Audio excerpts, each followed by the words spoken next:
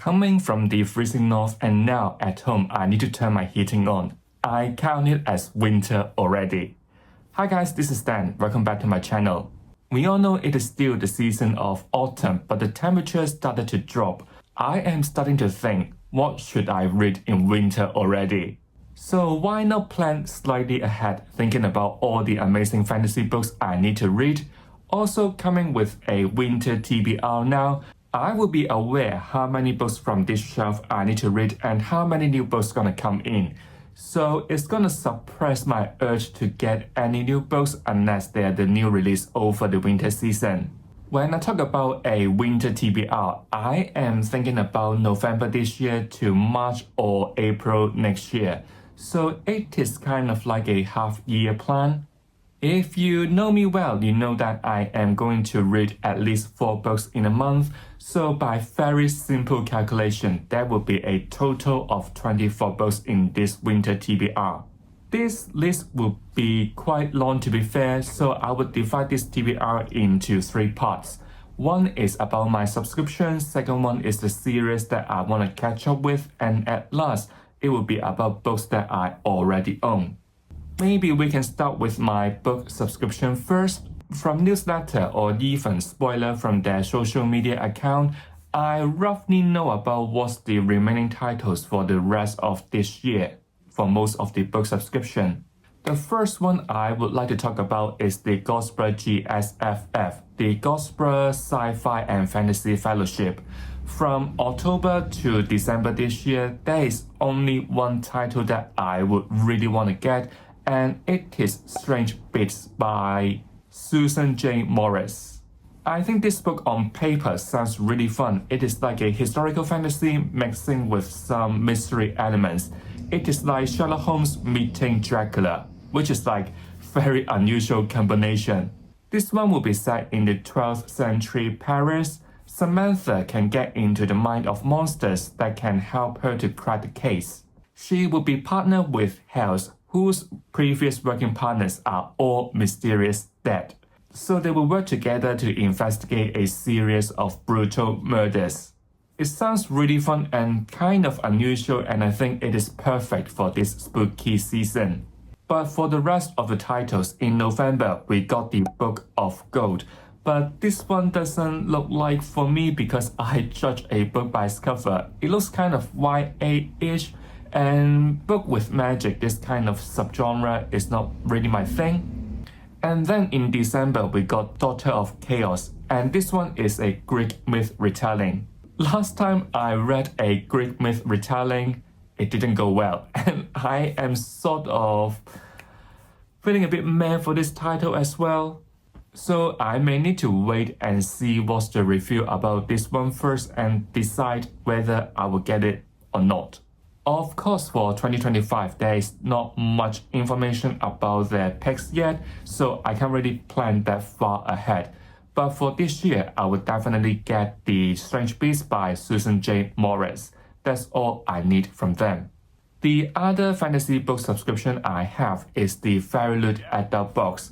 I have already got their October book and I plan to read it in November. And it is Sorcery and Small Magics by Margaret Ducey, first book of the Wilder Songs trilogy. This sounds sort of cute and light and perfect for like a easy fantasy read. In this book, we're gonna follow our main character, Leo, who accidentally mixing up a forbidden spell, binding him to obey his long-term nemesis called Grimm. They can't really let anyone to know that they cast a forbidden spell, so they need to find a way to undo it, which means that this pair of rivalries gonna work together. After reading so many epic fantasies lately, I do think that sometimes you really need some easy, fun books to cut through them to refresh your mind, and I think this one is one of them. Then in November, it is a cozy fantasy called The Teller of Small Fortunes by Julie Leong. Cozy fantasy is not really a subgenre that I am into, and I still can't quite get the hype for it, so I will probably skip this one. At last, in December, it is The Courting of Bristol Kids by Mary E. Pearson. To be honest, I am a bit scared of this one because it is a romantasy, a subgenre that I am not the biggest fan of, I'm not gonna lie. But I don't really want to skip 2 months in a row, so I may still get this one and decide later whether would I read it or not, or would I sell it to save a skip. There is no spoiler about the 2025 pick yet, so that is all the plan I have got for Fairy Loot. You watched this far already, don't forget to like this video if you enjoy it, subscribe to my channel Fantasy so you will know when will I finish all these books on my Winter TBR. You may also share what books you want to read in winter down in the comment below. The last fantasy book subscription I have got is the Broken Binding one. From October to January next year, the series they have picked is The Memory, Sorrow and Throne by Ted Williams. It is a trilogy, but the last book is just too long for printing, so they split it to half. This time we will get 4 books for this series, even though it is still a trilogy, unlike the usual 3. I have already got the first book, The Dragonbone Chain, in my hand, and I will probably read it in November next month, which means that quite likely I will finish this whole series by February next year. I think this series is leaning towards the classic fantasy side and more quest-driven, but I did look up on Goodreads and the rating is a bit mixed. Some people will be really into it, but some just find it difficult to get to it. So I can't wait to find out my verdict about this series next month. By the way, I also joined the Log Library back in June, but since I got their first book, I haven't got any new ones in. And I did look up for the spoilers for the rest of the year, but unfortunately, none of them sounds interesting to me. I do forgive them because they are very generous to have unlimited skips. At this point, I nearly skip all the books, but who knows what's gonna happen with their future choice. I am in no rush to cancel this subscription. I am more like wait and see about their future choice, but I just need to remember, I have to log into my account and skip anything I don't like. Other than fantasy book subscription, I also got Afterlight, which is a romantic one. Realize putting so many epic fantasy to your TBR, I learned that first of all, of course your page count would be great because they are all bloody long. Also mentally, I do crave for something that is easy and fun to read. So now I find out that other than fantasy, romance, this genre is like my guilty pleasure. I particularly like those that are dramatic, chaotic, messy ones. They are great. So I've already received their September book, which is the Breakup Pack by Emmalot. My recent TBR is quite tight, so I don't really have time to check this one out yet. It is about 2 long-time no-see friends who recently both experienced breakup. They decide to pretend to be in a relationship so they can both gain some advantages from it. It sounds so different, so opposite from what you can get from an epic fantasy, and I guess that is the reason why I love romance. And then in November, I will get Make the Season Bright by Ashley Herring Blades. Who doesn't need some Christmassy books to read for Christmas? So ideally, I would like to read this around my Christmas time. Again, I have no idea about what they're gonna pick in 2025, and that is all I can plan for the rest of the year. These are all the subscription books that I'm gonna receive, and most of them will be arrived by the end of this year. The only one I will need to wait till next year is the Broken Binding one, which I will get the last book in January. If you do the maths now, you will know that I have covered 9 books already, meaning that I've only got 15 books left to choose for my Winter TBR. Thinking like this, I feel like I don't really have much to choose from unless I can read faster. I just want to read more. First series and the most important one is of course the Cosmere. With Wind of Truth coming in December, I do feel like I need to catch up with the Cosmere. Luckily, I don't have much left, and the only one left is the Mistborn Era 2, and it is work in progress. I have planned to read The Band of Morning in November, The Lost Metal in December. After catching up with everything in the Cosmere, then I can finally start the Wind of Truth in January 2025. I know that I would definitely be late to the party, but I just want to make sure myself got everything I need before jumping to this epic conclusion of an era. If I remember correctly, Wind of Truth is like the conclusion for the first 5 books, and then the 6th book would be like set in the future in the Cosmere. So better be prepared for this like epic conclusion of an era. You know what I mean? I am being really ambitious here because I also want to get back to The Wheel of Time by Robert Jordan. I think I have mentioned this goal in the mid-year freakout book tag this year. Also, I would like to get back to The Wheel of Time by Robert Jordan, but I will probably start reading the 9th book in this winter so that I can complete the series by next summer. But like I said earlier, my current TBR is just too tight, and it is just impossible to squeeze in another epic fantasy series. But never mind, I do need to get back to this series ASAP. I am currently 8 books in the series, and I really hope that I can finish the whole series in 2025. The only problem I have is the upcoming 2 books I need to read are not the best. They are like the setup for the rest of the series, so there are not much going on in the next 2 books. And I guess it is like the reason why I am sort of hesitated to get back to The Wheel of Time. You don't want to jump back to a series that you know not gonna be amazing and exciting. But hopefully I can read the 9th book in January, and I will read 1 book in a month. I think I have only got like 7 books left, so hopefully I can finish the whole series by summer next year. Also talking about series that I like to read, I am currently working on the Dandelion Dynasty by Ken Liu, and I have been making such a progress since September.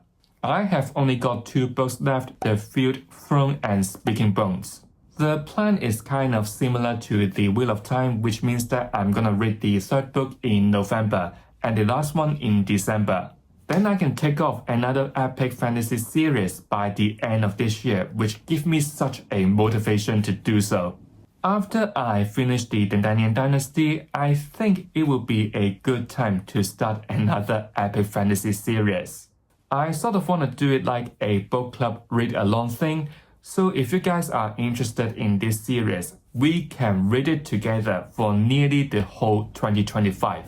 The reason I would say so is because this series is the Echoes Saga by Philip C. Quintrell. To be honest, I have already got the first 3 books on this shelf for my birthday, and they have been sitting on this shelf since then, and I do feel bad about it. This saga is long, I'm not gonna lie. It is like 9 books in total, so it is such a huge commitment. According to the author, now I need to read it from the screen so you guys can roughly know about this series. The echoes of fate, a prophecy uttered unto the world 1,000 years ago, cannot be denied. The Echoes Saga is a 9-book epic series set in the ancient world of Verda, a realm on the precipice of war between the fractured kingdoms of man and immortal elves. Blending rich world detail with thrilling action and immersive characters. Follow its assassin Asher, rebel mage Gideon, conflicted elven princess Rhea, and others, as they each played their part in uncovering a war mapped out millennia ago. It does sound really exciting and interesting, and I do really want to read it with you guys. If we read it together, I will be more determined to finish the whole series and not giving up halfway through. I am thinking to start this series maybe in January or February next year, so optimistically we can finish the whole series in the same year as well. The only problem I've got is more for me. Would it be a good idea to read it with The Wheel of Time? 2 epic fantasy at the same time. I hope my mind can take it. I think that is all the series that I want to pick up in winter. So now my Winter TBR is more like half subscription books and half Wheel of Time or the Echoes Saga. So I do need something to break them down. Honestly, I am not complaining here. I think it is such a good idea to get new release from the book subscription, and then I have 1 or 2 epic fantasy series to follow every month. I mean, it is one less thing to think about for my monthly TBR as well.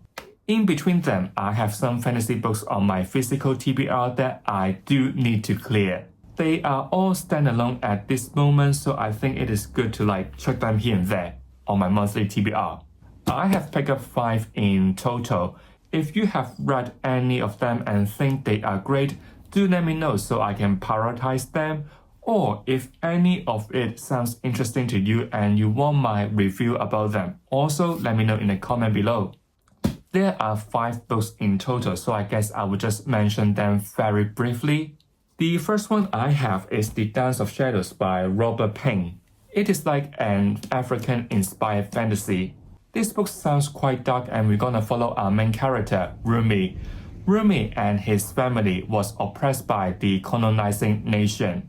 Rumi really want to liberate his people, his family from this kind of suppression, but one day his fate turned upside down. His family was attacked by someone called the Priest of Vultures. Before her death, his mother asked the gods for help. Because of this, Rumi turns into a shadow wielder, the one that can use shadow as a weapon. But now it looks like Rumi is more focusing on the vengeance rather than the freedom of his people. This one sounds really dark. And then I have The Bright Sword by Lev Grossman. In short, it is the retelling of King Arthur and his round table. I am always curious about King Arthur, but I just don't have time to check out anything that is about him. I have heard quite a lot of positive reviews about this book. How well is the take of this kind of legend that is set in the modern world? I am quite curious about how this kind of legend can be taken place in today's setting. So this one is kind of like on top of my TBR. The next one is sort of like another myth legend retelling, and it is The Water Outlaws by S.L. Huang. It is inspired by the Chinese folk story that is with the same title. But this time, most of the characters turn from male to female. Ning Cheng is responsible for training the emperor's soldiers, but one day a man ripped this stable life apart. Luckily, on her escape, Ning Cheng was recruited by the bandits of Liangshan, basically a group of outlaws and criminals. Interesting thing here, this group of bandits are all female and they think the empire is corrupted. I do interested in this one because I always love an Asian-inspired fantasy. And I am also curious about how S.L. Huang gonna take the original work and turn it into her own fantasy world. Speaking of Asian-inspired fantasy, this time I have The Blood Dim Tide by Stephen Iron, the second book of the Nantangle and the Falcon series. Different from The Water Outlaws, this one is inspired by the Mongolian invasion to Persia in the 13th century. We're gonna follow 4 POVs that are from 2 opposing camps. The first one is about the Khan and also his son, and the rest is from a spy network that want to stop the ambition of this Mongolian empire. This world is bloody and brutal, and I also love seeing how these spies doing some really not significant work, but every step gonna create a domino effect to stop the ambition of the Mongolians.